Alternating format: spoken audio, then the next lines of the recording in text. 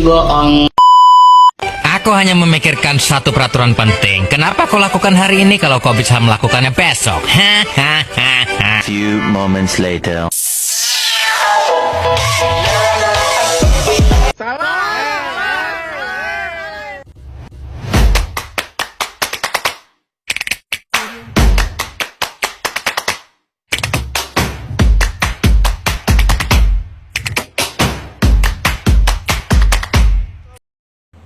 Bismillahirrahmanirrahim. Assalamualaikum warahmatullahi wabarakatuh. Alhamdulillahirabbil alamin, wassalatu wassalamu ala asrofil anbiya'i wal mursalin wa ala alihi wa sahbihi ajma'in, amma ba'du. Pertama-tama marilah kita panjatkan puja dan puji syukur kita terhadap Allah Subhanahu wa taala yang telah melimpahkan nikmat kita, termasuk nikmat sehat dan nikmat sempat, sehingga saya sendiri bisa membuat video ini guna untuk melengkapi tugas ujian akhir semester tahun 2024 pada mata kuliah linguistik umum yang diampu oleh dosen saya, yaitu Afrizal Mufti, SPD MPD. Sebelumnya, izinkan saya untuk memperkenalkan diri. Nama saya Muhammad Zamzam Asyafi, biasa dipanggil dengan Zamzam. NIM saya 246151085. Saya di sini akan menjelaskan materi, yaitu aliran-aliran linguistik. Aliran linguistik dibagi menjadi 3 jenis, yaitu aliran linguistik tradisional, aliran linguistik struktural, dan aliran linguistik transformasional, serta beberapa tokoh linguistik. Sebelum itu, kenapa saya memilih materi ini? Karena menurut saya sendiri, materi aliran-aliran linguistik ini sangat penting dalam mempelajari mata kuliah linguistik umum sebelum kita masuk pada pembahasan-pembahasan selanjutnya. Jadi, menurut saya materi ini adalah materi awal atau bisa disebut dengan materi dasar yang akan dipelajari oleh mahasiswa baru pada program studi Tadris Bahasa Indonesia. Nah, saya akan menjelaskan 3 jenis aliran ini. Yang pertama, aliran linguistik tradisional. Aliran linguistik tradisional ini merupakan zaman Yunani antara abad ke-5 sampai abad ke-2 Masehi. Tokoh-tokohnya itu ada Georgias, Plato, dan Aristoteles.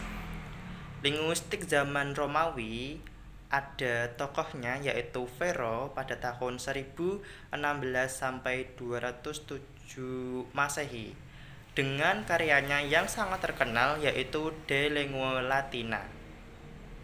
Selanjutnya pada zaman pertengahan ditandai munculnya buku Samuel Legicole oleh Petrus Hypnus. Kemudian zaman Renaissance hingga lahirnya linguistik modern. Ciri daripada tata bahasa aliran linguistik tradisional adalah yaitu yang pertama, tidak ada perbedaan antara bahasa lisan dan bahasa tulis. Yang kedua, memakai patokan bahasa Yunani dan Latin. Yang ketiga, menghakimi penggunaan bahasa dengan vonis benar atau salah. Yang keempat, melibatkan logika dalam memorikan atau memutuskan persoalan kebahasaan. Yang kelima, mempertahankan penemuan-penemuan terdahulu. Yang keenam, memberikan pemberian bahasa berdasarkan bahasa-bahasa yang ada tulisan-tulisan baku. Yang terakhir, menurunkan banyak definisi yang mengaburkan. Jenis aliran yang kedua yaitu aliran linguistik struktural. Aliran linguistik struktural ini mendeskripsikan bahasa berdasarkan ciri atau sifat khas yang dimiliki bahasa itu.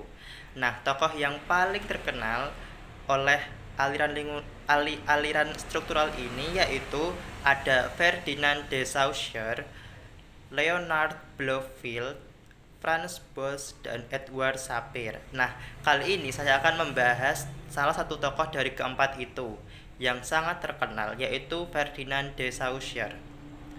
Ferdinand de Saussure ini dianggap sebagai bapak linguistik modern pada tahun 1837 sampai 1913 Masehi.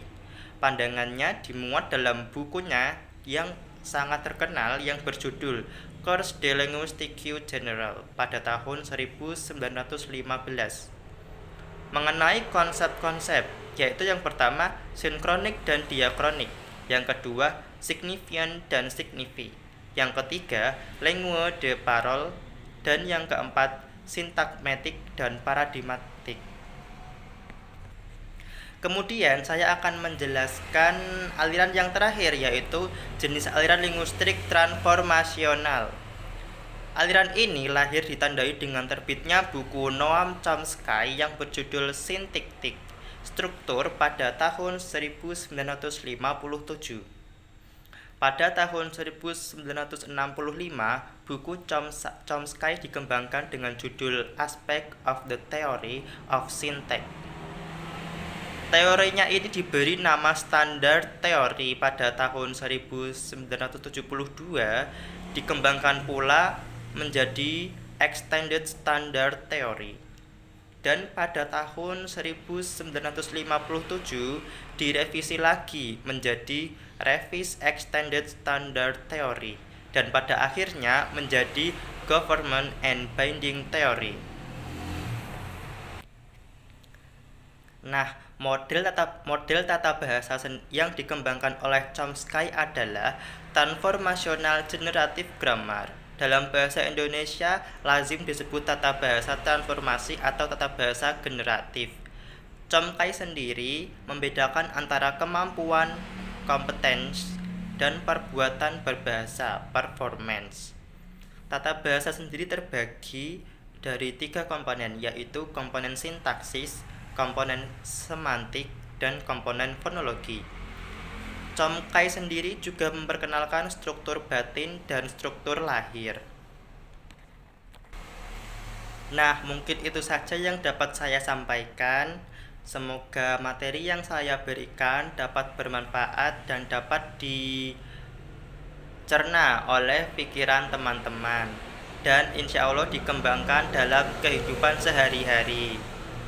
Manfaat mempelajari linguistik adalah kita bisa mempelajari bahasa, yang mana bahasa Indonesia itu adalah bahasa kita, bahasa negara Indonesia, yang harus dan wajib kita pelajari, baik anak-anak, remaja, maupun dewasa.